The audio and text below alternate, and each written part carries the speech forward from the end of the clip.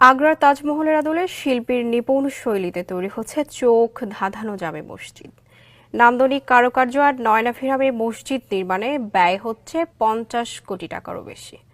3 তলায় মসজিদে একসঙ্গে নামাজ আদায় করতে পারবেন 5,000 মুসল্লি। এরই মধ্যে মূল অবকাঠামো নির্মাণ ও সাজসজ্জার কাজ প্রায় শেষ পর্যায়ে। মসজিদটি দৃষ্টিনন্দন করতে ব্যবহার করা হয়েছে ইতালি, চীন ও ভারত সহ বিভিন্ন দেশের মূল্যবান মার্বেল পাথর, কাঁচ ও উন্নত মানের টাইলস। নান্দনিক এই মসজিদ দেখতে দূর দূরান্ত থেকে ছুটে আসছেন হাজারো দর্শনার্থী। মোহাম্মদ ফরিদুল ইসলাম রাজুর তথ্য ছবিতে ডেস্ক রিপোর্ট। দূর থেকে দেখলে মনে হবে যেন তাজমহল বা রাজপ্রাসাদ। ওয়ালটন ফ্যানের অ্যারোডাইনামিক ব্লেড ঘরের কোনায় কোনায় ঠান্ডা বাতাস ছড়িয়ে হাওয়া বদলে নেয়। অপরূপ সৌন্দর্য আর শৈল্পিক কারুকার্যে চোখ ধাঁধানো ডিজাইনের মিশ্রণে গড়ে তোলা হয়েছে মসজিদটি। এর